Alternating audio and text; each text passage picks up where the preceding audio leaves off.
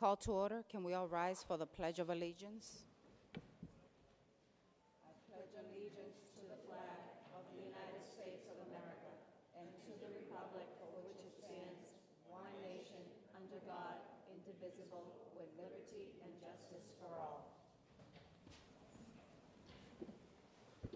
First item on the agenda, approval of the minutes from the regular meeting of March 1st, 2018, and public hearing of March 15, 2018. Do we have a motion to accept the minutes? Second? Okay. Second. Thank you. Next, if we could all please stand for a moment of silence for a longtime Chelsea High School teacher of English as a second language, Rosaria La Bella Caradona of Revere, formerly of Chelsea, passed away on March 7th. If we go all rise, thank you.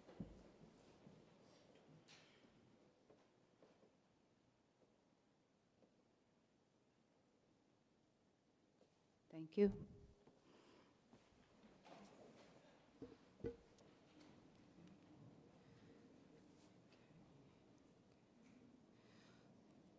Now, if we have a motion to go out of order to move to new business. Okay. Do we have a second? Okay, thank you. So we're going to move down to new business. Oh, I'm sorry. Usually Ricky tells me I sound very loud on TV, so. Consideration and action to approve the wage reopener agreement between the Chelsea School Committee and Chelsea Administrators Association for July 1st, 2017 through June 30th, 2018. The explanation, the agreement between the Chelsea School Committee and Chelsea Administrators Association is subject to a ratification by the union. Roll call. Yes. Ms. Alfaro? Yes. Ms. Carlisle? Yes. Mr. Moronsky? Yes. Mr. DePato? Yes. Ms. Garcia? Yes. Mr. Ambrosino? Yes. That's 8 in the affirmative and 2 absent. 8 in the affirmative, 2 absent, motion passes. Okay. Next, we're going to ask Senator DiDomenico to come up to the podium and speak.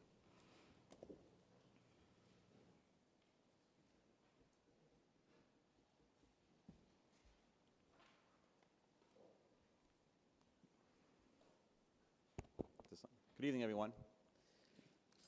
I wanted to come here this evening to briefly explain, I know there's a lot of questions and a lot of concern what's happening at the state level in terms of how our Chapter 70 formula was recalculated and how it affected Chelsea.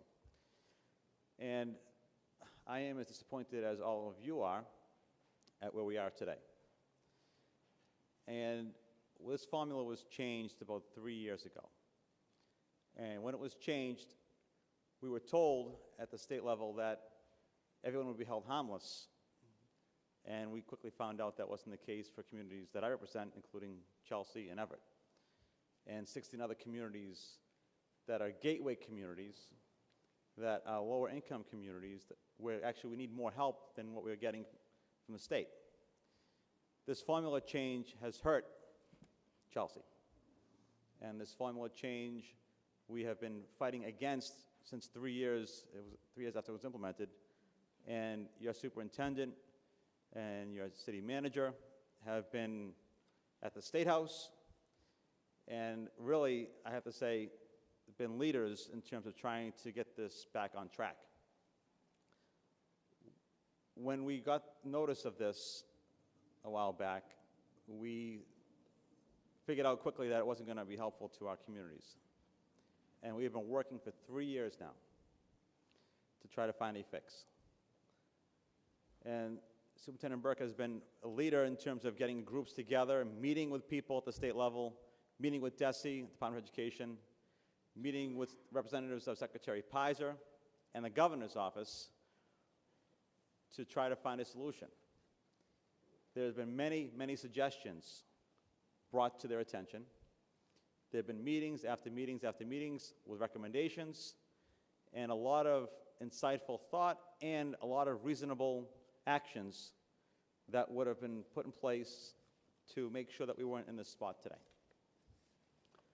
Every time something was suggested, every time we thought we had a resolution, there was always something else that came up that derailed that. So we have a state budget coming forward now. The governor has put his budget out, and once again, we are in the same spot that we have been in past years. And because of that, the communities of Chelsea, Everett, that I represent, are not seeing the increase that they deserve. And because of that, other communities are getting an increase that, I don't want to say they don't deserve it, but they're getting an increase and we're not. Now, we have found ourselves in this spot because only 16 communities are affected. So common sense says that 16 communities are affected, so there's a small number of legislators who would advocate for a change because the majority of the Commonwealth is seeing an increase. So legislators that represent other communities where they're getting a bump will not be as open to change the formula back to make it whole for the city of Chelsea. So we have to take a different course of action. The Senate budget is coming out. The House budget will come out first. So we have to ask the leaders of the House and the Senate to provide some sort of fix temporarily for this year. And if not, we're going to keep going down this path. This is a structural deficit. This is built into the budget every single year. If nothing is changed, then this will continue to happen year after year. The House and the Senate have to come together and provide some sort of temporary fix for this year again. We keep saying temporary fix because every time we're in this spot, we always come forward and say we have to fix this just for this year, and then we'll fix it again next year permanently. And then we get our budget from the governor, and nothing is fixed on that end. So there are two things we have to do. We have to write letters, and we have to implore, and you can be helpful with this, because they have done everything that they can do at the state level. They have been pushing to the point where they have become almost permanent members of the governor's cabinet. But we need the local officials, but also we need the people that are in the community to push back as well. They have heard from us. They have heard of us every single day in this process. We need the residents of Chelsea, Everett, Brockton, Worcester, Holyoke to stand up and start saying, we're not going to take this anymore. We have to mobilize our folks. We have to mobilize the school committee, the city councilors, and we have to make the people in our communities stand up and push back. The governor's office is a great place to start. Governor is a good person. He has a lot of good things on that he's doing. In this case, we disagree strongly.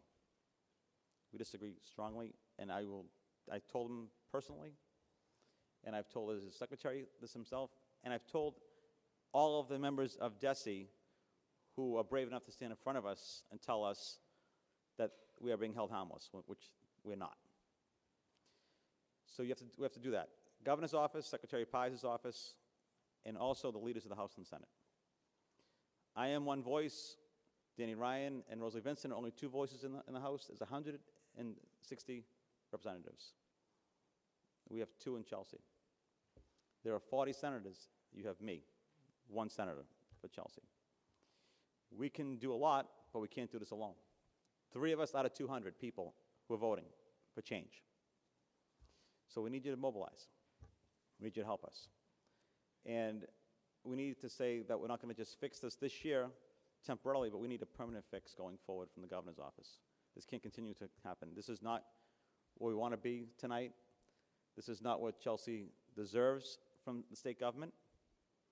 And we have to give Chelsea their fair share of school aid in comparison to the rest of the state. And right now, I don't believe that's happening. I don't believe that's happening for 1 second.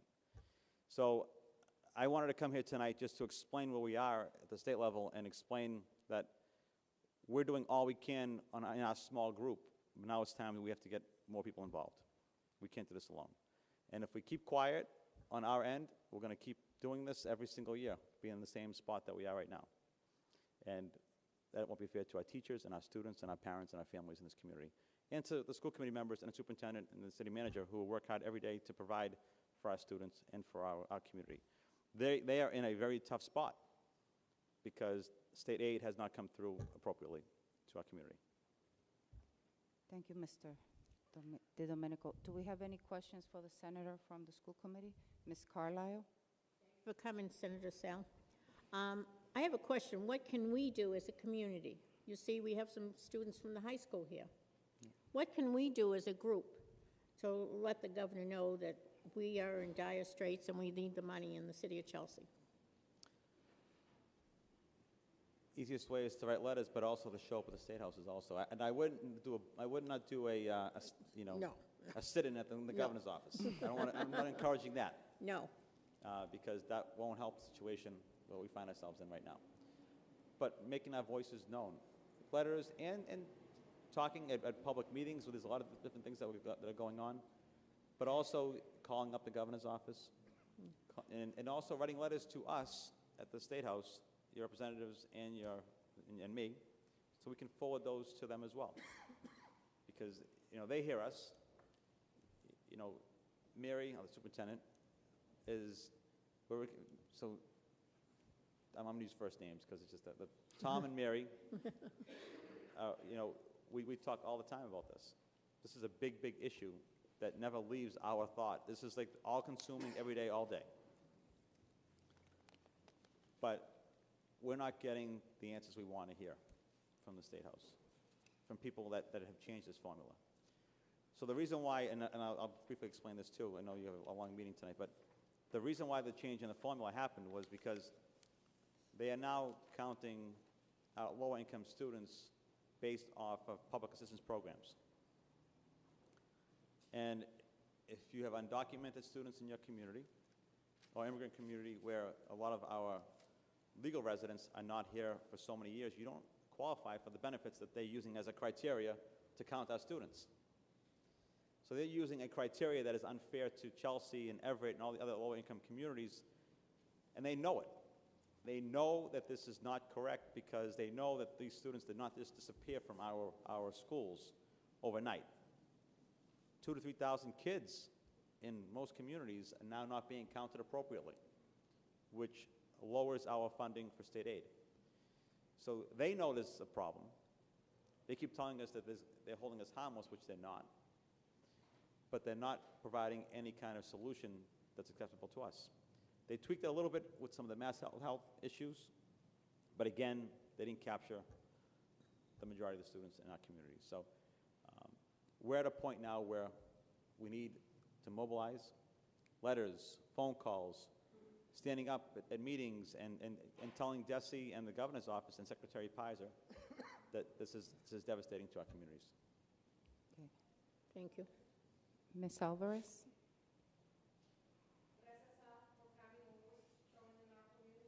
So you did mention that it's coming out of the Senate budget soon. What is the time frame? Like when is the hearing? Because that will give us an idea of when to mobilize, when to do the letters, the phone calls. So the House budget comes first, and that is now. So we need to do this Monday, Tuesday. The Senate budget comes out at the end of May. Now, we have done some things in the past in the Senate budget and the House budget too. We have put in they call it a pothole account, which is a pot of money, which is distributed to communities to try to offset some of these losses that we feel these communities have suffered.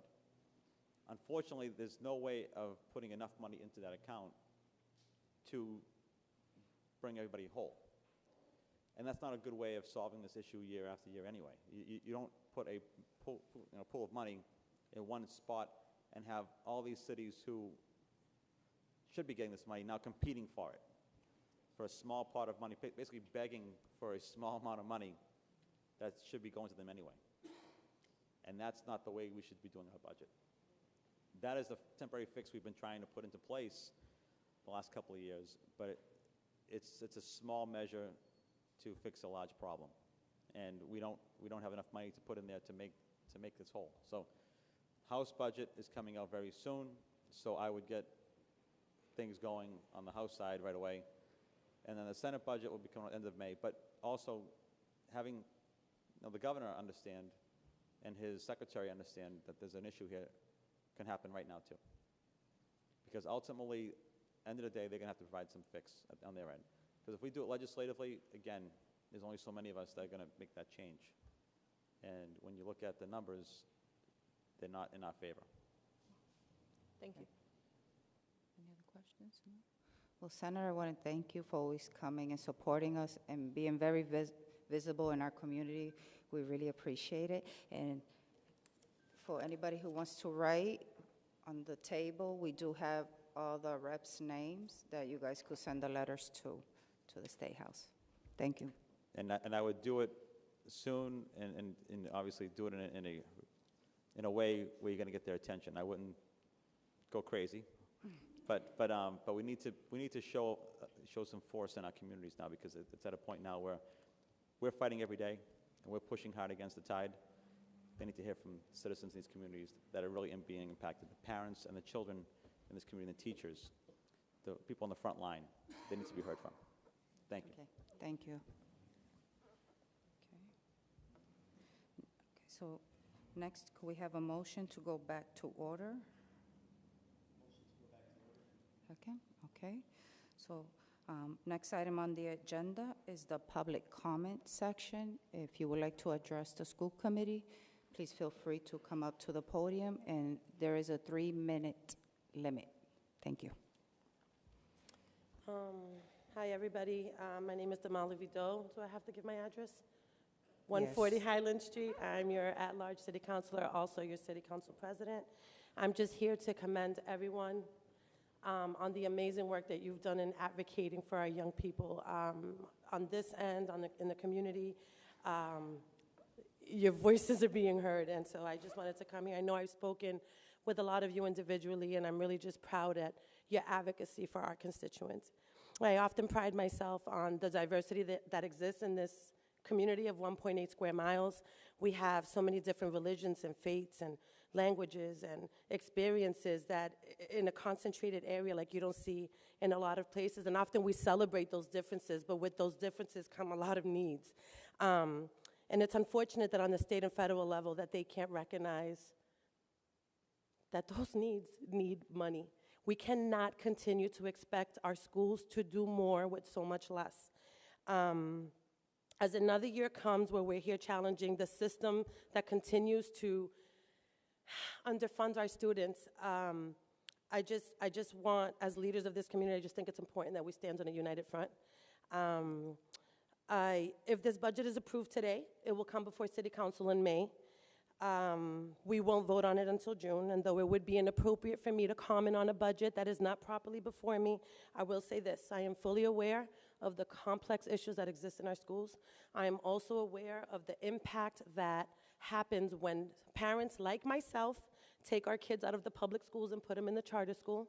I recognize it's a delicate balance, and for me, as a parent, I need to do what's best for my child, but I understand the implications and what happens when that happens, and that's why I continue to advocate for the public school system. I'm proud to have been part of the council that has supplemented your shortcomings in the past. I am proud to have advocated for the No on 2 ballot question. I will always stand with my community and with the public school system. I'm really confident in the history of my council, and though I can't speak on behalf of everyone, I do believe that our history has shown that we have supported our school system. There has been a lot of miscommunication and messages that have been misconstrued, and now is not a time for divisive politics or ego trips. It's a time for us to get educated and stand together at challenging the system that continues to oppress communities of color and low-income people, and thinking that our children don't deserve a quality education. Each student has a right to public education, and denying anyone of that opportunity is an infringement of our civil rights. Let's not get it twisted. It's exactly what it is. No one's at fault here. It's not council's fault. It's not school committee's fault, and I appreciate the senator for coming here today and speaking up on our behalf. I just hope that we continue to work together at making this happen. I'm pretty sure my 3 minutes are up, so I just want you to know that I am committed, And I'm sorry that I have to sneak out. I was going to write in a communication, but I wanted you to hear it from me. I hope to continue to work with you cohesively. It needs to be a collaborative effort. And I have the utmost faith that we are going to bake the best, sweetest, refreshing lemonade of these sour lemons that we are being given. So thank you. Thank you all for being here. And I will be leaving, and I'm so sorry, but thank you for allowing me the opportunity to speak. Thank you, Councilor DeVoe.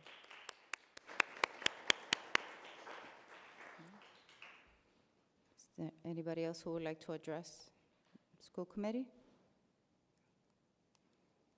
Okay, seeing that there's nobody else, this section is closed. Moving on to the report of the superintendent of schools, Dr. Burke. Thank you, Madam Chair. I am actually going to move over to the podium to do my presentation. And very similar to the last couple of years, my presentation tonight is to look at the concerns that came forward in the public hearing and to be able to respond to those concerns and at the end make a recommendation for a balanced budget to be moved forward to our city manager by April 1st, which is the law for us, because the law, for us, the city charter is the law. So,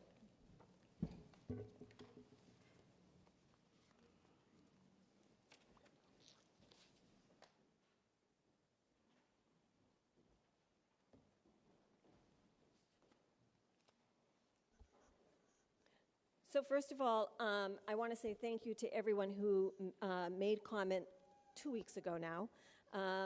It was really important and eye-opening to be able to see the public comment and to hear it. But I want to also be able to present to you this evening, both the community that's present here, but also the community at home on cable TV, the evidence that we have used, the data that we have used to make objective decisions. Budget and budget cuts is emotional. It's heart-wrenching. And at the same time, our job is to make the cuts that are in the best interest of our students, where we minimize the impact. So I am going to walk through this PowerPoint with you. And I apologize, I forgot to change the front slide, so the date and everything is wrong. So, the first and foremost, the broken foundation budget.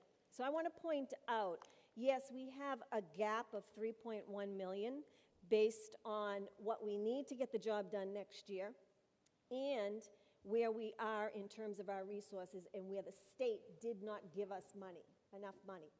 So that is a $3.1 million gap. However, if we are to take the foundation budget and the formula and we are to look at the way it's supposed to be implemented, so we take the rates as well as, Sarah, can you get my bottle of water?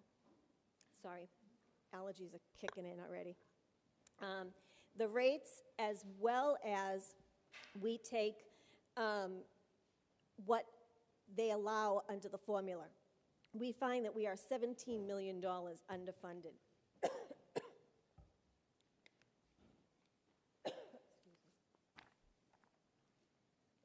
So let me walk you through it. Employee benefits. The foundation budget allows, in the formula for Chelsea, $9.5 million.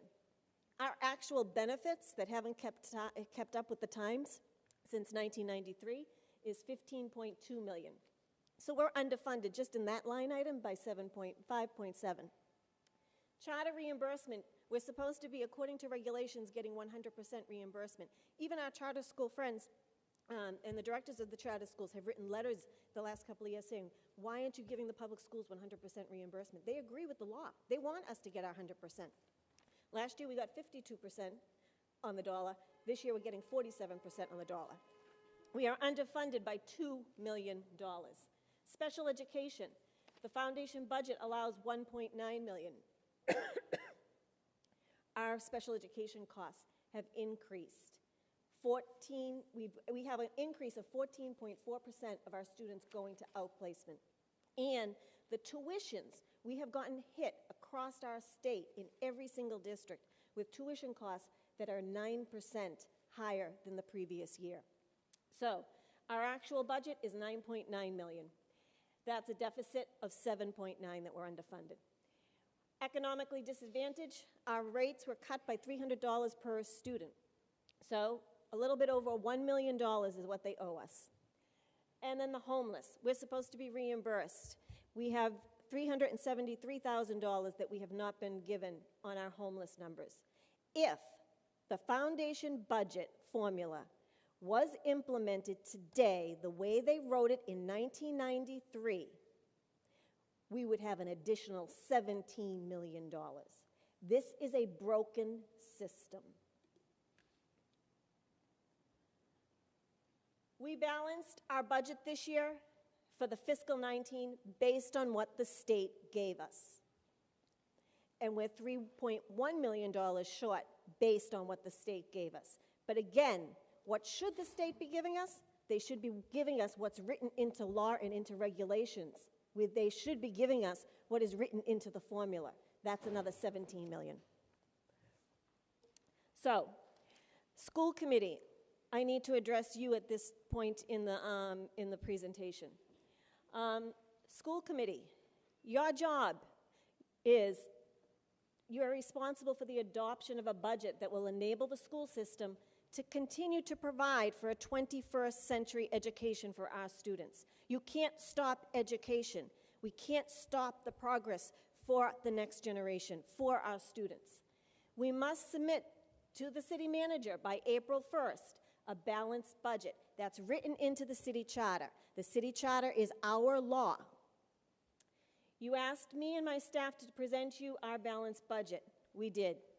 At the same time, similar to last year, the fact that you're voting on a budget tonight, and if the budget goes through, this isn't the end for you. This is your partnership with all of us, as Senator DiDomenico said, to advocate, advocate, advocate. Remember the story of last year. We passed a budget that was $2.7 million in gap, and we got $1.2 million back by August. Now, it wasn't the full amount, but that advocacy pays off. Your job also, school committee, is about leadership and decision making. It takes courage. You are not going to make everyone happy. This budget doesn't make anybody happy. Last year's budget doesn't make anybody happy. Take a look at what's going on in the newspapers. I showed you last week that Brockton is moving forward on a lawsuit. I also showed you that Dennis Yarmouth is cutting 30 teaching positions this year. Southbridge is cutting 45 positions. We're a month ahead of every other district. You mark my words, you will see more and more districts in the next 4 to 5 weeks publishing their level of cuts that are taking place. Budget cuts are not about making a choice from, budget cuts are really about making a choice from two good things. It's not like there's one bad thing and one good thing. There are two good things, and you've got to make the choice, and that's the courage that it takes to be a leader. Our decisions are professional. They are not personal. We cannot put persons and people in it. We have to be objective. Our decisions are based on data, evidence, and facts, not emotion. The standards by which we made these decisions. All budget decisions were made in the best interest of students, first and foremost. The best interests that hurt the least amount of their education or their educational experience. We maintained a district lens and did not allow schools to compete against each other. We own all students pre-K to grade 12. We maintained programming and positions required by the federal or state law, as well as required changes from DESE. So there are some things that were non-negotiable we had to put in, and they're costly. We made cuts where it was the least impact on our collective work in our turnaround plans, our accelerated improvement plans with DESE, which translates into the least impact on classroom instruction and our students' future. And we made budget decisions where it would be the least impact on human resources and staffing, wherever possible. So at times, we would cut a position that was low enrollment, which you'll see in a moment, but we knew there was a retirement in a middle school where we could move the teacher, so the teacher would not lose a position. So the updates from the public hearing in terms of the budget. We have identified the 4 teachers at Chelsea High School that are being cut. Business and technology teachers, because they are under-enrolled classes at this point. We are now looking at the computer education, the digital literacy curriculum that the state wants us to put into place. They want a kindergarten to grade 12. If you think about it, the growing cutting edge is all computer education. When you take your car into Ford or any of your automobile services, everything's diagnostic from the computers. When Amazon put out the job fair 2 weeks ago, everything that they were looking for high school students and college students who had a basic computer education proficiency. And that's what the Governor Baker wants. He wants kindergarten to grade 12 computer education, starting, believe it or not, with coding in kindergarten. Kids are going to be coding. It's going to be a game, but they won't know it's a game. So these classes were currently, when we did the data analysis, they were under-enrolled consistently by 50 to 60%. Librarian. The librarian is not used, at Chelsea High School, is not used for teaching classes. In the 2 middle schools, so we have 3 librarians in our district. We're proposing to cut 1 at Chelsea High School. The 2 librarians at the middle school teach 3 classes of library science per day. ELA research, library science, etc. The position at Chelsea High School was a non-teaching position. There were no teaching, there was no schedule. Also, when we did the analysis, we looked at the fact that it is a location. It's a place where our students like to go and they like to do their research. They value it for the research. They also like to be there and to work collaboratively. We will still have that as part of our plan. They will still have it as a location. But when we looked at the circulation data showed us that students at Chelsea High School, 1,500 students, on average, were only taking out about 9 books a day, or a little over 100 books a month. So I think it came out to a little bit over 1,000 books this year. That's not enough for 1,500 students. Why is it so low? Are our kids not reading? No. They're reading online. They're researching online. We have a one-to-one computer technology. We are one-to-one technology in grades 1 to 12 in our district. That is a phenomenal accomplishment for an urban district. But that's because we believe in our students, we believe in their future, and we believe in the fact that they should be researching online, because when they get into college, that's what they're going to do. They'll be taking classes online more and more. We also called around to districts. I actually sent an email out to the surrounding districts. I think it was 7 districts that I asked, what have you done over the last couple of years of cuts for your librarians? Have you had to cut them? Out of the 7 districts, 4 districts got back to me. 3 of the districts said that they are down to 1 librarian for the entire district. They restructured, and it's a district-wide position now. 1 of the 4 districts actually has 0. Winthrop has 0 librarians because of the budget cuts over the last couple of years. We actually have done a better job in Chelsea. Up until now, we've maintained 3 librarians. We're cutting 1 and going down to 2. So the library will remain a place, a location. 1 intervention teacher. We are cutting 1 intervention teacher. The I-block was a little rocky at Chelsea High getting going in the first couple of months, but it's off and running and it's doing well. We believe we can backfill the intervention piece through the I-block. And again, we're looking for strategically, where can we backfill so our students are not harmed with their future and their education? Community concerns and responses that we heard. Well, at first, I spoke 2 weeks ago. Then we had Vice President of the Chelsea Teachers Union, Sam Baker, speak. What I want to point out, I absolutely agree. We need to make sure that we're holding accountable and we're putting pressure on our state and federal government. I don't want the federal government left off the hook. But I want to compliment the city council. I want to compliment the city and Tom Ambrosino, our city manager. We are 5.7% above net school spending. What we want is we want to stay at 5.7% net school spending. We don't want to take a step backwards. We want to, at minimally, keep the same percentage, the same level that we received last year. And we have City Councilor Leo Robinson here, so he's heard it loud and clear. Brown Middle School. Brown Middle School, there was a teacher that called for restoring the inclusion teachers, stating her caseload was 56 students. We looked into it. I think that there was some miscommunication or misunderstanding on the numbers. There are actually 48 students receiving special education services at the Brown Middle School, and that's divided among 3 special education teachers for an average caseload of 16 per a special education teacher. Again, it was for restoring the inclusion teachers. We are not cutting, we did not cut inclusion teachers from the Brown Middle School last year. We are not cutting inclusion teachers this year. Actually, we did cut inclusion teachers from the elementary complex last year. So, and this is the special education caseload. So this is the most recent data to make sure that we all understand that the caseloads are actually very good for inclusion. In the left-hand column, it's the total number of students at each of the schools. The next column to the right, SWD, is the number of all students in the school with disabilities.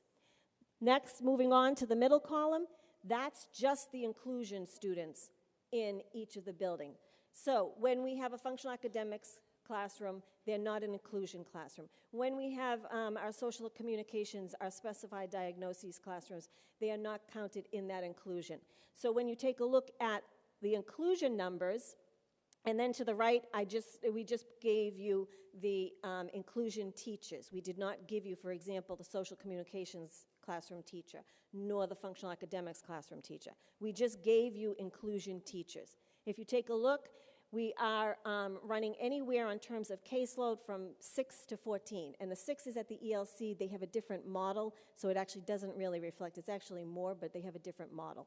I would actually look to grades 1 to 12 for that comparison. So the caseloads are 14 to 18.3. We also had a Brown Middle School teacher who there was a concern about a student not receiving special education services. We researched that because that's near and dear to my heart. Not to mention it's a legal compliance issue. The special education student was not receiving speech language services. That's not a budget issue. That is actually a staffing issue. And it's unfortunate, but the speech language teacher left in the middle of the year. We advertised. We were unable for a great deal of the year, for a good portion of the year, to hire a replacement. We have now hired a speech language teacher. We have already negotiated with the mother, which under the law, this is what you have to do when you don't have someone providing the services for compensatory services, which will take place this summer. So, that student is now getting what they need. There was another concern in terms of a student who wasn't being diagnosed or wasn't being referred to special education. There is a process under the law that we have to take and use, and certainly this student had arrived from out of the country. I think it was El Salvador. Let's see, on February 1st, 2017. So he only came into the country on February 1st, 2017. You have to give students time to be able to figure out is it a special education disability or a language acquisition delay as they learn their language. Ultimately, they did actually refer the student on January 31st, 2018 to their whole child team. It's also in some schools known as the instructional support team. Under the law, that's where you have to refer a child first because it's always least restrictive setting and you need to make sure that the child is getting their services from the regular education teacher first and foremost. However, they are progress monitoring. They have a meeting for the progress monitoring on April 2nd. If the student is not making progress by April 2nd, they will refer the student to for a special education evaluation. Again, this is not budget. This is more staffing, and this is more of making sure that everyone is communicating with everybody else in a school. Brown Middle School teacher reported concern about psychologists having already evaluated for special education services over 100 students this year. Absolutely, that's true. We have, but this is a staffing issue, it's not a budgetary issue. We have 5 positions in our district. One position is on an extended maternity leave. Another position is resigned mid-year and went to another district. So there are only 3 psychologists in our district right now performing the actual work. We have advertised, but psychologists are another very specialized position that it's very difficult to hire for. We're still trying, but we have had to redistribute, because we don't want to harm our children, we have had to redistribute the evaluations to the other psychologists, and God bless them, they are working very, very hard, filling in for 2 absent psychologists or unfilled positions. I will also say that these positions are staying for next year. We're not cutting them. So this is hopefully temporary. This is a staffing, not a budget issue. Brown Middle School suggested using the 10 one-on-one vacant paraprofessional positions to hire more special education teachers. We are. So these special education teachers have been hired for specialized places. They have been hired, and you'll see it in a screen coming up, for significant cognitive delayed classrooms for our middle school students. I'll wait. Hold on. Just wait for the siren.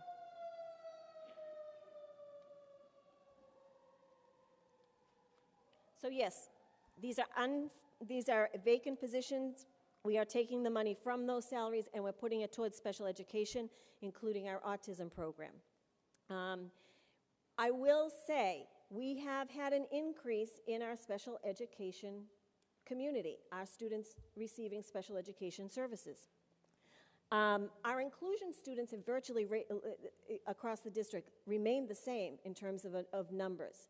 But where we're seeing the increase is in our students that have to be outplaced. As I said, 14.4% have been outplaced more this year compared to last year. And our students with specific diagnoses have increased.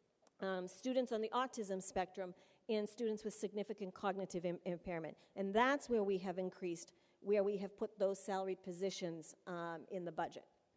So next year, Chelsea High School will get an extra special education teacher and 1 part-time special education translator, because we are committed to making sure that at the IEP meetings that we're communicating and explaining fully what is needed for our parents to understand what their students need, what their children need.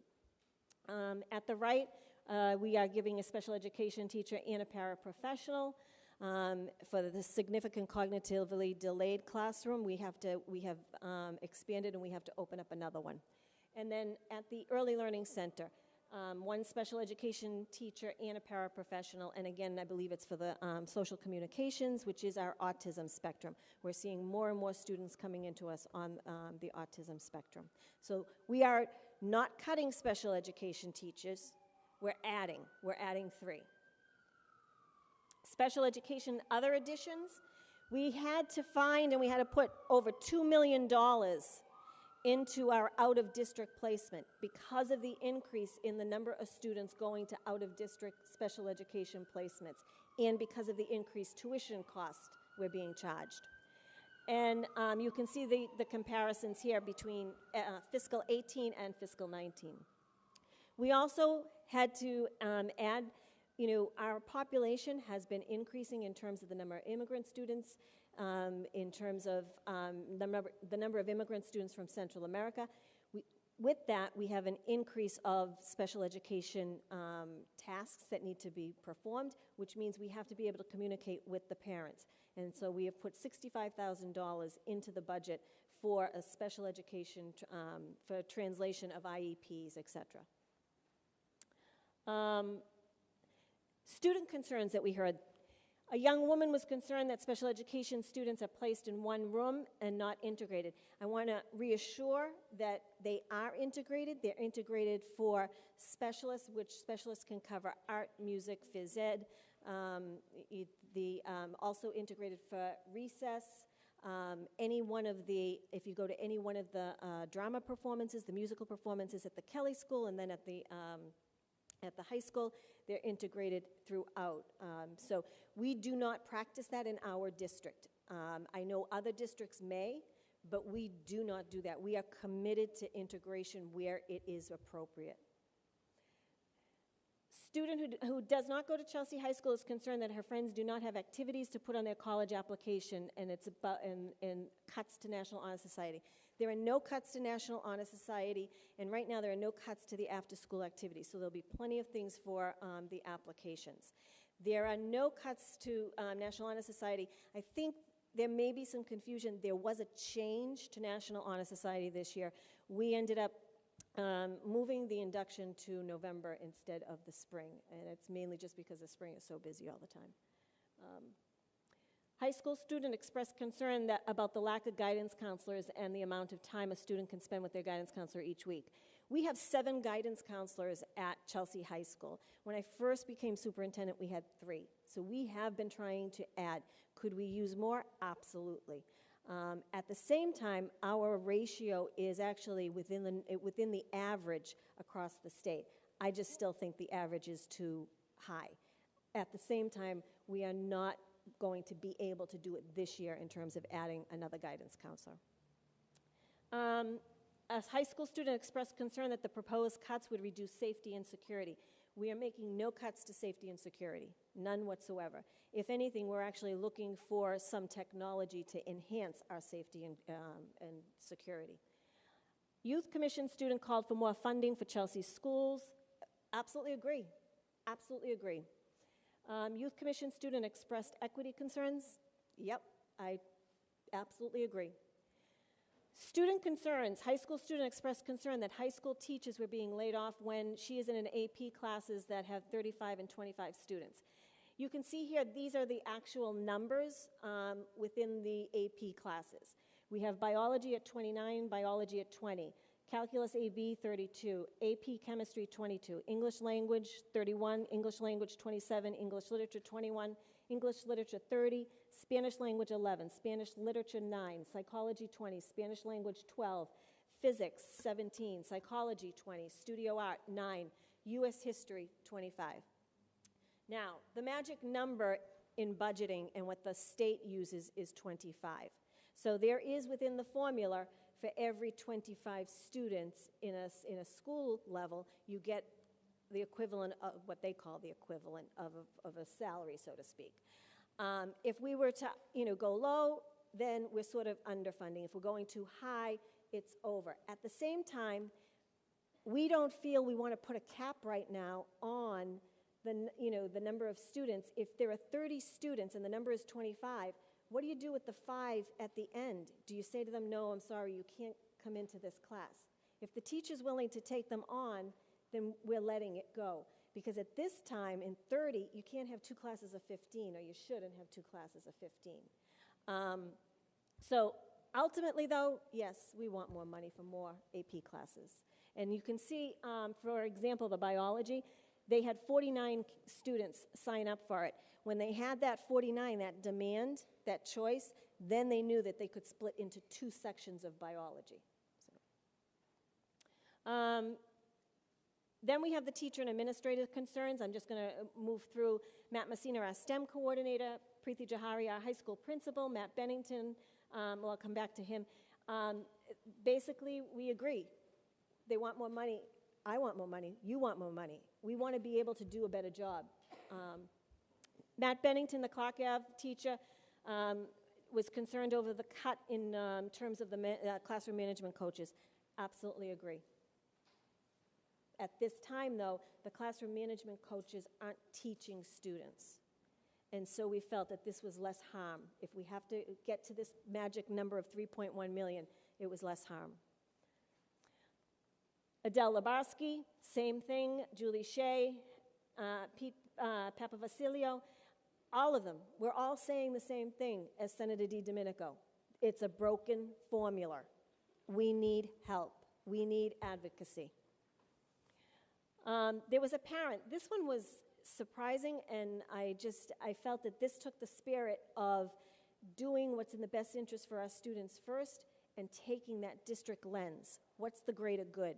And this parent was here at the public hearing and wanted to express their concern over the cutting of 2 bus lines, at 2 bus routes.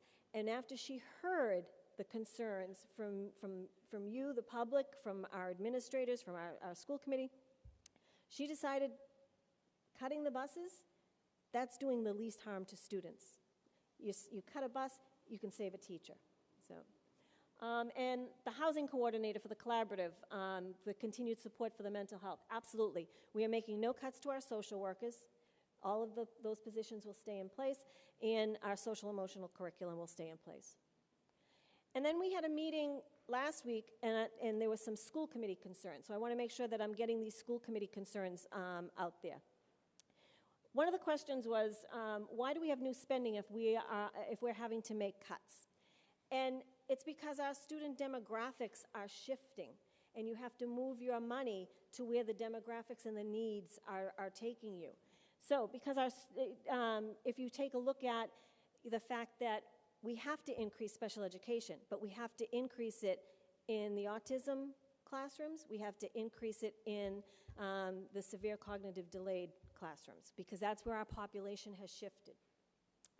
We also, I want to remind all of us, we just don't answer to the school committee and the city council. We answer to the Commissioner of Education, to the Department of Elementary and Secondary Education. And there are lots of mandates and lots of requirements that are put on us by the Department of Education. And so we have to have some new spending in this area with the Department of Education. They are demanding, they're continuing to demand that we increase our MCAS scores, that we reduce our dropout rate, that we increase our graduation rate. That's why we're into the turnaround grant with them. The Chelsea Opportunity Academy is our place where we are going to reduce our dropout rate.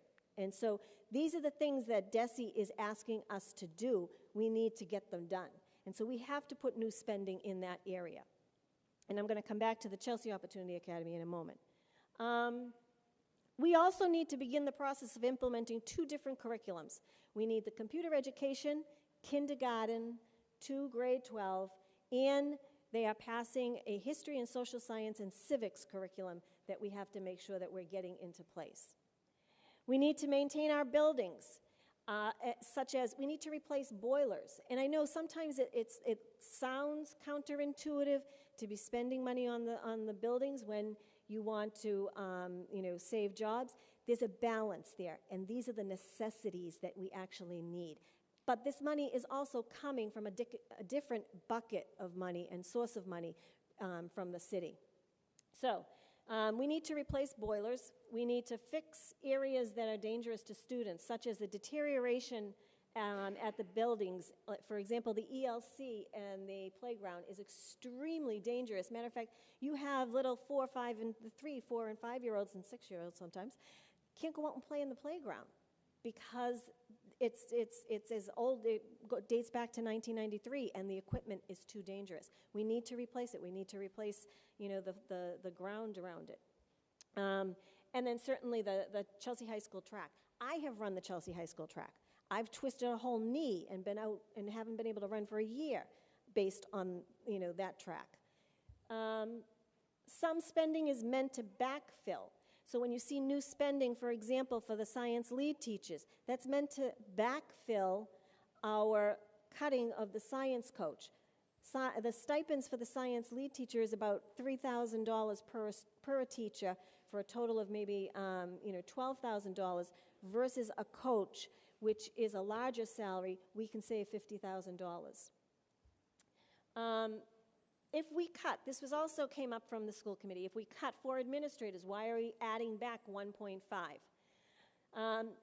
Again, some positions are mandated by DESE and regulations, such as one of the things we put in was a part-time ELL tester.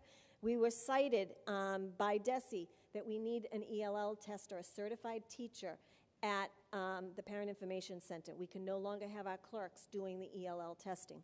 And that was in our CPR review. The other thing is the Chelsea Opportunity Academy. It is a new school. It will have its own school code. When I've stood before you and said we have 9 schools, next year we will be saying we have 10 schools.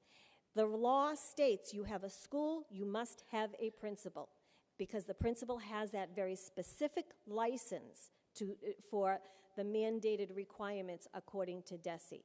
And by the way, as of 4 o'clock this afternoon, we were informed by the Bar Foundation that we have received the grant for the Chelsea Opportunity Academy, $750,000 for 2 years to get us off the ground. So kudos.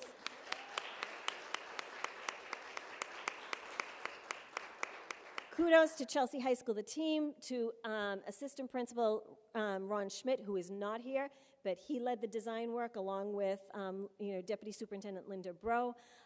The work that they put in, it's a full year of work and planning that they put in, and the hours you would not believe, Saturdays, Sundays, vacations. We owe them a debt of gratitude, and this was a highly, highly competitive grant. Revere was competing against us.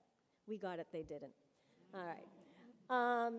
And then the .5, we were asked about the .5. The .5, if you remember, we talked about the succession planning and the fact that we need to carry over a couple of positions for a couple of months. This is temporary. This .5 won't be here. We won't need this position next year. We just need to be able to carry over certain positions so that we have succession planning, and an exiting administrator can be training the new administrator in the requirements.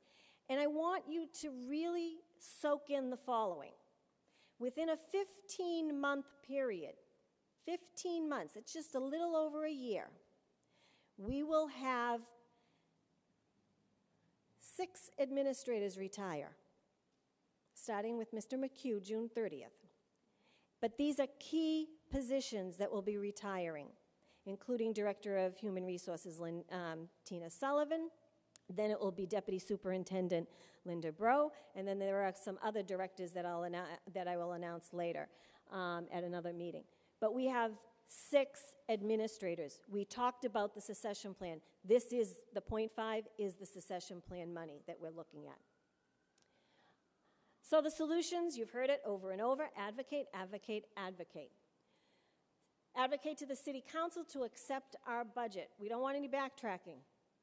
Right, Leo?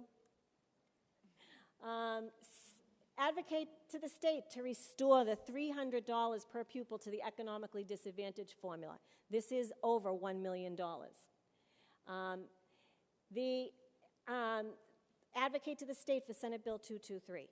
That's Sonia Chang Diaz's bill. That is the fix to the formula.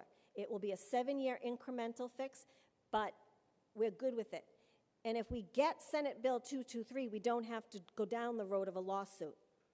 Why some districts are talking lawsuit at this point is because there's some obstacles at the state to get 223 through. And then don't forget the congressional delegation. This administration has plans to cut Title II, Title IV, 21st Century. Those are key grants, and the money is being moved over to their voucher system plan. Jerry?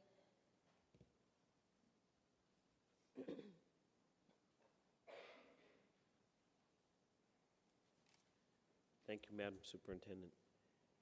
The next few slides are just a review of a lot of data we presented the last couple of hearings. We felt that we needed to, in order to fund our contractual obligations, our obligations in our special ed program, and to put in place certain positions to meet our requirements under the law, that we would need to find $6.8 million, essentially. 3.6 of that was coming from either foundation, Chapter 70 program, or additional city funds. And then we developed a savings plan to basically save $3.1 million in some areas of the budget that we're funding now, so we could repurpose those funds to different areas. So one of the comments that came up in the public hearing had to do with special needs, and we announced that we were no longer going to fund some surplus positions we've been carrying for one-on-one aides, and that we could reduce that budget. There were 10 vacancies. We could reduce that budget by those 10 vacancies and take a savings. And that's at $469,000 you see there. But the majority of our savings plan is actually coming from general education. And that should be no surprise because most of the budget is made up of general education spending. We did reduce administrative positions, as superintendent talked about. We also trimmed back spending in technology and extraordinary maintenance to meet our savings target. And then we were able to find about $300,000 in other funding, circuit breaker and grant funding for REACH program to also help with our savings program. But where we put the money back into the budget, the majority of the budget, the majority of our need was for salaries and fringe benefits for our employees, and then almost $2.7 million for special education. There's a large amount of our spending has to go to increases in special education tuition. So the vast majority of our spending, once you get outside of salary and fringe benefits, was investing in special education. Another $859,000 in general education put back into the budget, $110,000 for English language learners, and let's see, administration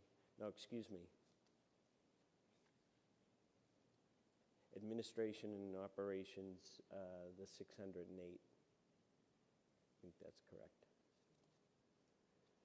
So anyways, that's kind of taking a look at the same numbers we did. We kind of broke it out by school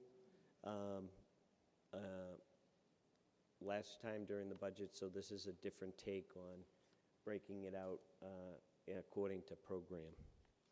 I'm going to ask the superintendent to step back up so she can wrap up the presentation. Thank you. So, school committee, I thank you for your partnership for this entire month. And the school committee has worked extremely hard as well to get to the point of, having a budget. This budget was developed with our students first and foremost, and their futures in our mind. And you can see how deeply thoughtful our administrators and our team at central office were in terms of moving money around so that students were not harmed, and yet we could continue to progressively go forward. We cannot stalemate our education system in Chelsea because of budget cuts. We have to find a way to continually push forward. And so we feel confident that we have done an excellent job. We feel confident that this budget does what we set out to do, which was to make sure your education is solid, it's cutting edge, and at the same time, we are having to cut and meet the letter of the law, the city charter, to produce a balanced budget and give it to our city manager by April 1st. And so, Madam Chair, I hand to you the fiscal 19 school department budget. Thank you, Dr. Burke. Are there any questions for the superintendent on the budget? No? Okay, no, thank you.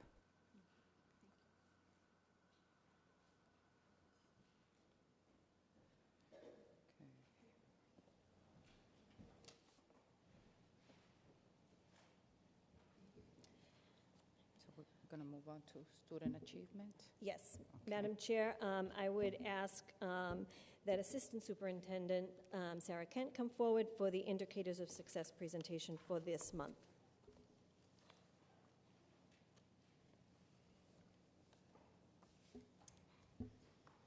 Good evening.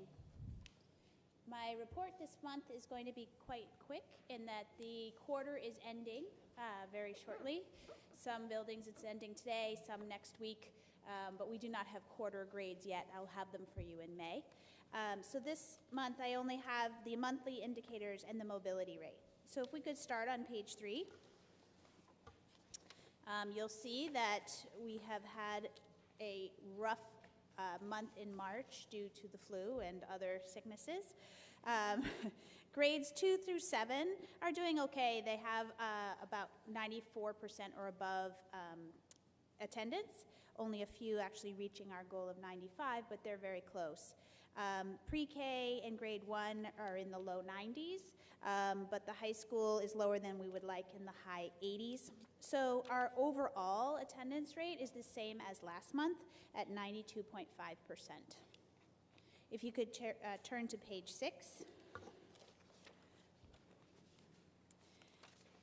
Our dropout rate this month, this is as of Tuesday of this week. I know that March is not quite over, but this is when I'm here to report. So this is as of Tuesday.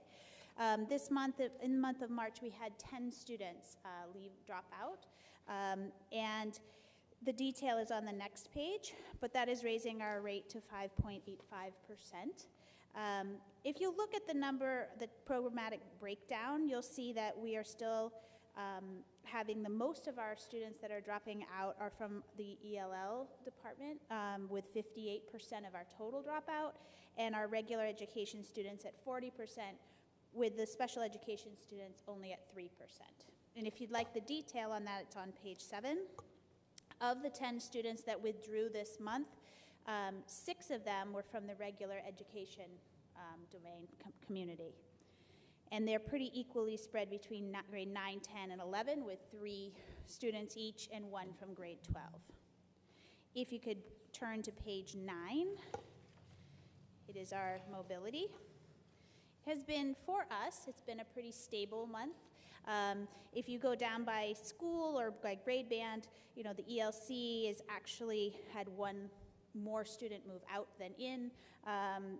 The elementary gained 2, the middle school gained 4, high school lost 8. So overall, we lost 3 more students than we gained.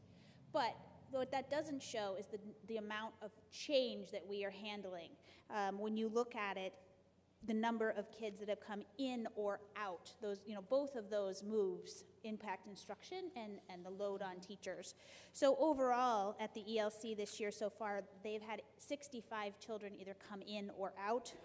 The elementary has had 358, middle school 245, and the high school 404 kids have either come or gone, for a total in our district of 1,072 kids have either come or gone.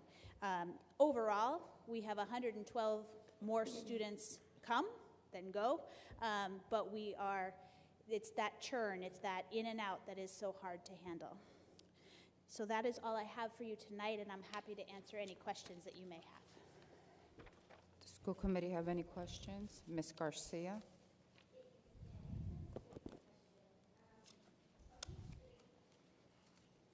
Yes. No, so the snow days are, I mean, if a kid is absent on a snow day, we don't take attendance on a snow day. Those days will be made up in June, and attendance will be taken on those days, but snow days are not included in attendance data. Okay, so this is in addition to the snow day students where... Right, this does not, snow day kids aren't marked absent. Okay, thank you. Will we do an MCAS this week? Yes. This yep. month.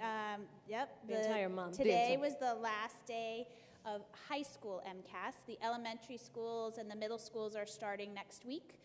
So all the way through April, we're working on ELA, and then in May we'll be working on math. And the high school is slightly ahead because we have to have time for correction and all that. But the high school has finished their first 3 days. Ms. Alfaro?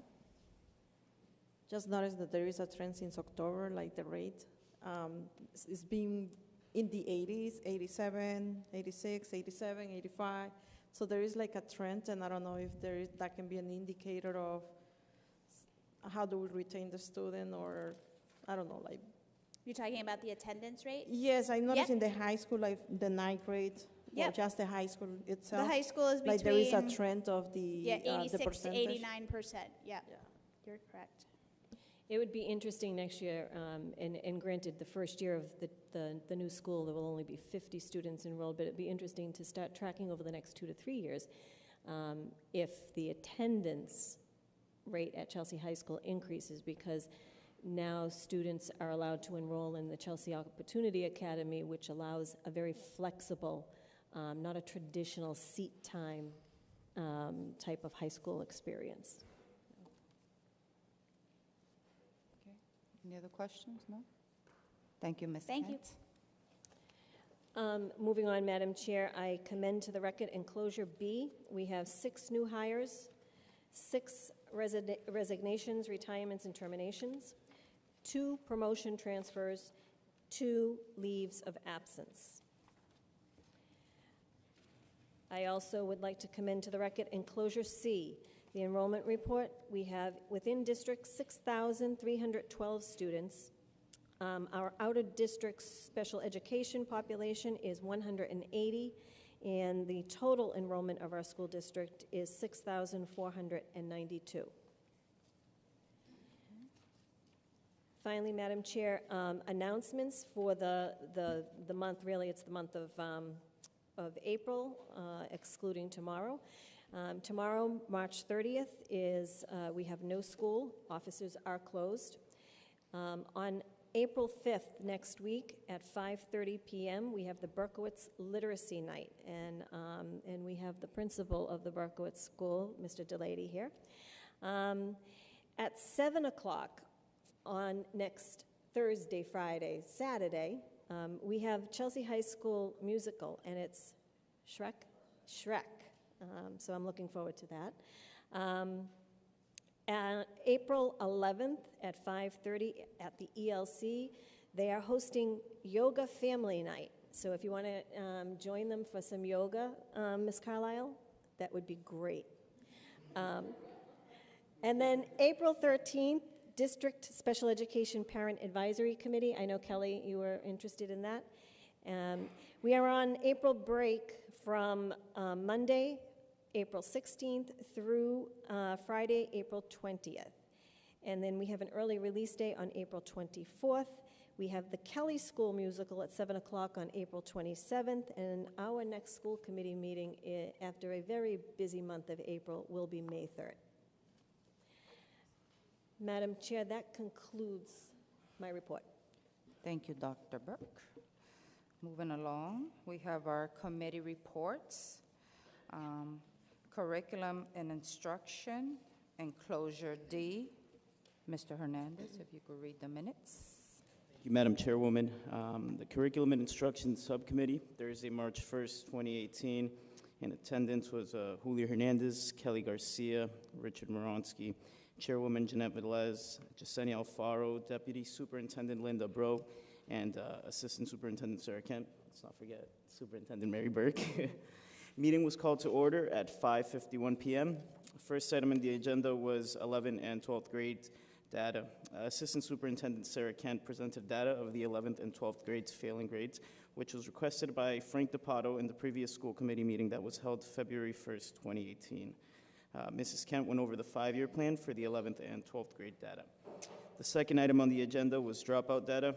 Ms. Kent explained to the committee how the state calculates the dropout rate in our district. And the third item on the agenda was graduation rate data. Mrs. Kent went over the graduation data, combining it with the second item on the agenda, which was dropout rate. And the meeting was adjourned at 6:15 p.m. Do we have a motion to accept the Curriculum and Instruction Subcommittee minutes? Instruction? Next, we have Policy and Procedures, Enclosure E. Mr. Moronsky. Policy and Thursday, March 1st, 2018. In attendance, Chairwoman Jeanette Velez, Kelly Garcia, Julio Hernandez, Richard Moronsky, Superintendent Mary Bork, Deputy Superintendent Linda Bro, and Assistant Superintendent Sarah Kent. The meeting was called to order at 6:18. There were 2 items on the agenda that were discussed. First one, civil rights policy language changes. Mrs. Bro explained that the policy was updated to add language, including gender identity and homelessness. Second thing that was discussed was tardy data. Dr. Bork explained that most Chelsea High School students came in late within a half hour. The group discussed suspending students who were chronically tardy, but it was determined that it was not an option. The major discussion was how to get parents involved in getting their kids or the students to school on time. Since there was not enough time to discuss the TPS, the group agreed that TPS will be discussed at the next subcommittee meeting. For future policy and procedure meetings, the group also discussed the possibility of changing the meeting to a different night of the week to allow for extra time to discuss, for discussion of, at the meeting. The meeting was adjourned at 6:47 p.m. Thank you, Mr. Morosky. Do we have a motion to accept the minutes of the curriculum instruction? The Chelsea students were also present at the meeting. And Okay. it was when we proposed to put the TPS for April. Yes, and if we have an audience, we don't have to put them that they were here. We just put the members that were there. So we will make an amendment to add your name to these minutes. Yeah, but for future, anybody who comes to our meetings, we do not have to list them. We just list the members of the committee. Okay? So, do we have a motion to, well, we will amend, do we have a motion to amend the policy and procedures to include Ms. Alfaro's name? Okay, thank you. Okay, next we have, we held 2 subcommittees of the wholes. March 6th, which after the tragedy in Florida, I did ask Dr. Burke to review with us the safety policy. So we did meet on March 6th. Present were Ms. Garcia, Ms. Enriquez, Ms. Hernandez, Mr. Hernandez, Mr. Moronsky, and myself. Also, we had the school superintendent, assistant superintendent Sarah Kent, Human Resources Director Tina Sullivan, Executive Director of Administration Jerry McHugh, Director of Facilities and Construction Joseph Cooney, Facilities Assistant Director Frank Henry, Crossing Guard Supervisor and Operations Assistant Kim Garasi, and Chelsea Police Lieutenant Daniel Delaney. Meeting was called to order at 6. So they presented information on school safety, Dr. Burke and Lieutenant Delaney. Also, we discussed the school committee, with the school committee, the succession planning, and also we had updates on Sokolowski, the principal, and pending student walkout. Meeting adjourned at 7:28 p.m. And also we had another subcommittee of the whole March 22nd, and it was to discuss concerns of the public hearing. Present was Ms. Alfaros, Ms. Carlisle, Mr. DePato, Ms. Enriquez, and Mr. Hernandez. Meeting was called to order at 6:30. The superintendent presented what she presented here tonight, and we adjourn at 7:30. So do we have a motion to accept both school committee, subcommittee meetings? Thank you. Okay, now to Ms. Jimenez, do you have a report for us? Hi, my name is Drusilla Jimenez, and I'm here to give the student perspective of the Chelsea High School. I'll keep this really short. I had a really long one planned, but it's been a long meeting, man. What I wanted to speak on originally was how the students are easing themselves into basically really easy weeks, the next amount of weeks. First, we had MCAS, so everybody except the sophomores were allowed late entry, and we all came at 11 a.m. for the whole week, except for Monday. Then next week is our only normal week before we have capstone week, which students are already beginning to work on and progressing in and actually dedicating time to. And we're also having late entry at 11 every time that week before April vacation. So I feel like this is a really steady amount of time for the high school students. And I wanted to talk about the budget as well. And one thing I tend to pride myself in is making sure everybody around me is aware of what's happening in the school committee, especially since I have like direct access and direct information. And I'm very glad, I know some of them started to trickle out, but I'm very glad I am here. I can see some of my classmates and familiar faces who come here to the school committee meetings to make sure that they're actively engaging and making sure that they are aware of what's going on. And not only that, but also spreading this to their classmates and making sure everyone around them is aware as well. So I just wanted to commend my fellow classmates on how they're spreading awareness, because the one thing we can't do right now, since we're underage, is we're not able to vote and really get our voices out there. We have to rely on you guys, but the best thing we could do right now is make sure that we're aware and we know what's going on. That's all. Thank you, Ms. Jimenez. Okay. So moving along to new business. So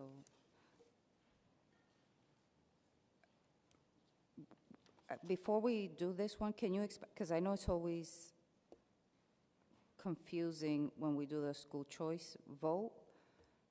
So if a yes vote is, can you explain, Dr. Burke? Because I've been doing this for years, but I'm always confused with the Right. yes and no. So. I know.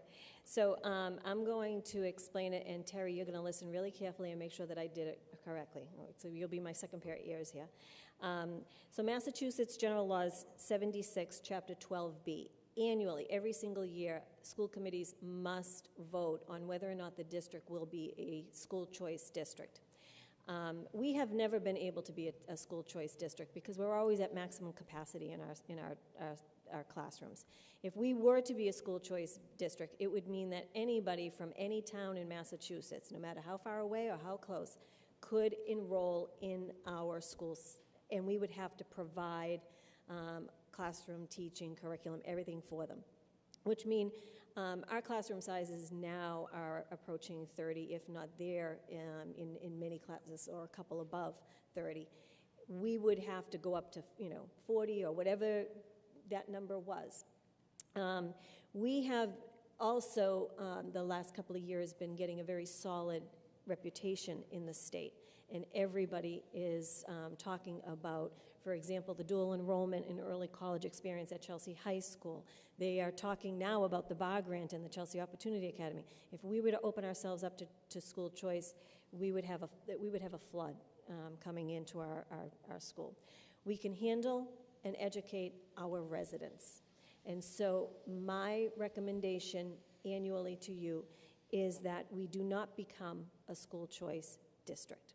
So my recommendation is to forego school choice in order to have seats for Chelsea residents. And I believe that your yes vote means that you're in agreement with me that we are foregoing school choice for our Chelsea residents instead of outsiders. So you have to vote yes if you are in agreement with me that we shouldn't be a school choice. Okay. Mr. Moronsky. On school choice, too, our kids would have an opportunity to go to other schools, too, right, on the pro-choice? Because you didn't explain that. All right. No, you're absolutely right. I did when we had it at the public hearing, but I forgot about that. Yes, our students would have an opportunity to go to another school choice district. Problem is, there's not really a school choice districts out there, and that's so everybody could come to us, but unless we have other districts in the state that also become school choice, they have no place to go. Okay, so Mr. Moronsky moves to forego school choice for the 2018-2019 school year. So under MGL 76, Section 12B, every year the district must decide on school choice. Dr. Burke recommends foregoing school choice in order to have seats for Chelsea students. Roll call.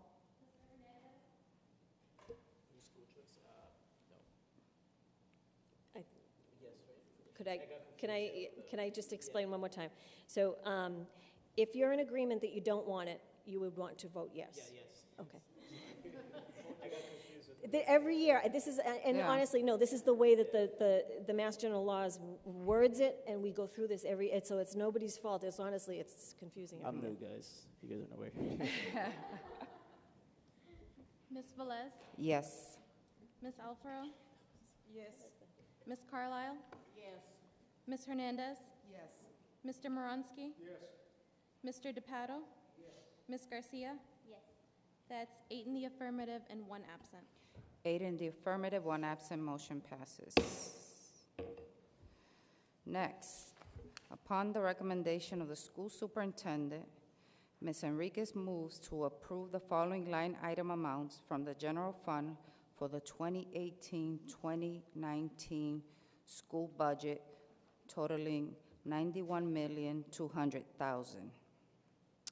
District administration, $2,353,984. Instruction and assessment, $1,330,531. Special education and pupil personnel services, $13,922,283.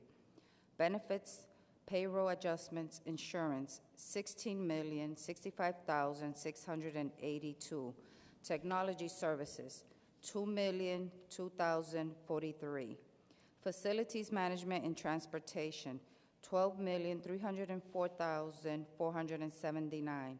Chelsea High School, $10,840,143. Chelsea Opportunity Academy, $300,000. Eugene Wright Science and Technology Academy, $3,620,963. Brown Middle School, $3,310,330. Clark Ave Middle School, $4,053,318. Hooks Elementary School, $3,644,672. Berkowitz Elementary School, $3,534,298. Sokolowski Elementary School, $3,469,007. Kelly Elementary School, $3,317,657. John Silver Early Learning Center, $5,834,547. Other educational programs, $1,296,063, for total general fund expense of $91,200,000.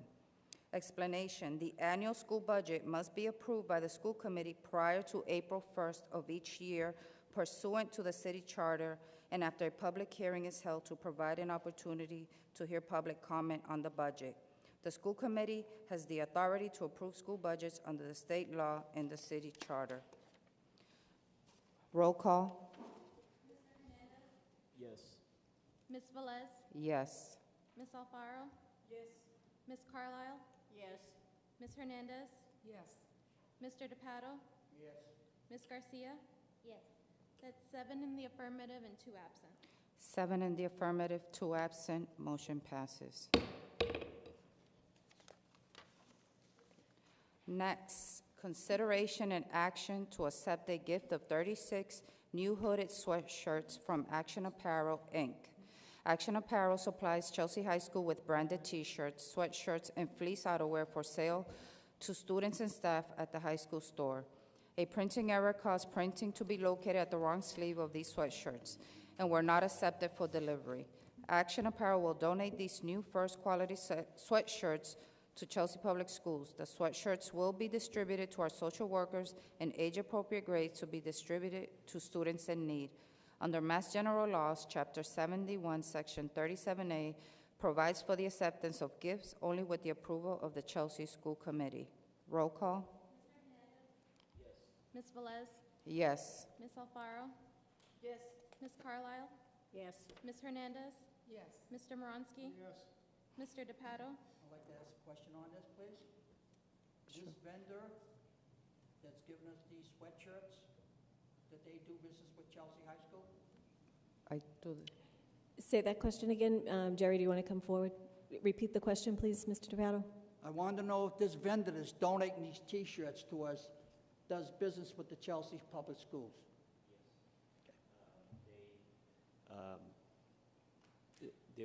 there was a misprint, or some lettering was placed in a location that wasn't requested on the sweatshirt, and so they weren't accepted for delivery, and they're reprinting the sweatshirts the correct way.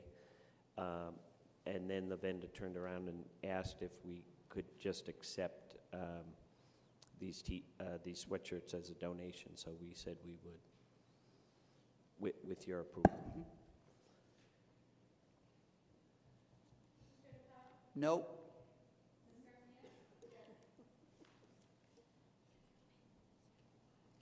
That's 7 in the affirmative, 1 no, and 1 absent. 7 in the affirmative, 1 no, 1 absent, motion passes.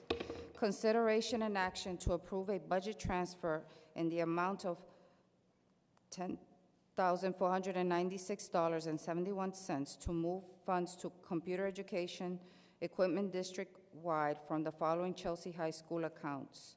From the history instructional supplies, $142.90. History textbook, $651.80. Language arts instructional supplies, $58.50. Language arts textbooks, $5,603.89. Math instructional supplies, $172.62.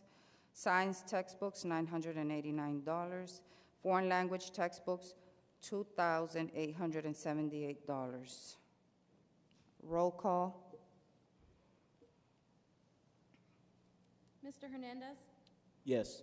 Ms. Velez, Yes. Ms. Alfaro, Yes. Ms. Carlisle, Yes. Ms. Hernandez, Yes. Mr. Moronsky, Yes. Mr. DePato, Ms. Garcia. Yes. That's 8 in the affirmative and 1 absent. 8 in the affirmative, 1 absent, motion passes. Consideration and action to approve the use of $2,750 from the gift account for the purpose of funding a trip to the Outdoor High School National Championship for track and field in Greensboro, North Carolina, for 2 coaches, the qualifying member of the high school track team, and her mother. Explanation: Chelsea Public Schools maintains an account, the gift account, to deposit various donations received over the years that are not otherwise designated for a particular purpose. A member of the Chelsea High track team, sophomore Stephanie Simon, has performed on a national level during this past indoor season and has been invited to compete in the Outdoor High School National Championship for track and field, which will be held at the University of North Carolina, Agricultural and Technical in Greensboro, North Carolina. In order to begin making and confirming travel arrangements, we are requesting the cost of the trip to be covered by the gift account, and that any fundraising associated with the trip be deposited back into the gift account. The trip budget was developed as follows. So travel dates are June 14 through 17. Event dates are the 15 through 17. Airfare at $275 per person for 3 nights hotel, $75 per night per room for 3 nights, 2 rooms. Car rental, $70 per day, 4 days. Food, $45 per day per person contingent. So it's the total. I didn't break it down, but for hotel is $1,100. No, that's airfare. Hotel, $450. Car rental, $280. Food, $720, and contingency, $200. Okay, so the total is $2,750. Staffing for the trip was determined as follows. The head coach will be in charge of logistics and responsible for making decisions for the trip, including arranging, confirming, and paying for the trip expenses. An assistant coach to be with the track team member for warm-ups, pre-race practices, scouting, and providing race strategy and other advice, and student's mother will serve as chaperone. We expect to raise some funds for the trip and the family to contribute some fund. This is an honor for the student of Chelsea High School. We expect many college track team coaches to be in attendance to inform their recruitment and scholarship decisions. We are proposing that the school committee authorize the use of funds in the amount of $2,750 from the undesignated fund balance in the gift account Currently, there's $44,399.87 to fund this proposal, and that any unspent funds be returned to the gift account. Okay. Do we do a roll call, or you just make a motion to accept? Mr. DePato? I want to congratulate this girl. Anytime anybody compete on the state level where she finished 5th is outstanding. And it's amazing that we haven't heard more about this girl. I think we need to do a story about her and get it in the paper and get it out there. This girl is going to end up with a free education. She's going down to North Carolina to compete in the track competition. There are probably going to be 250 coaches there. Someone's going to see her. She's only a sophomore, and she jumped 5 feet. That's amazing. 5'4". 5'4"? Yep. I stand to be corrected. It said 5 feet in the MIA website. That's where she was beforehand. Okay. But now she's 5'4". She's 5'4" now? Yeah. After that? After that, okay. So I think that we need to give this girl a lot of accolades, and I think we should publicize this in the local papers so that people know about this girl at Chelsea High School, just like we did to Bob Goss back in 1975. And no one's made it since Bob Goss, since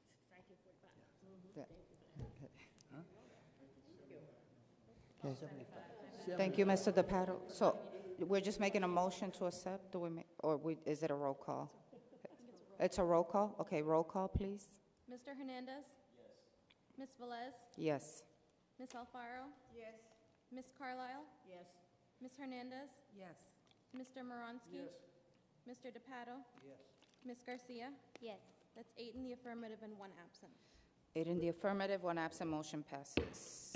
Consideration and action to approve the updated civil rights policy, enclosure I, and we discussed it at the Policy and Procedures Subcommittee.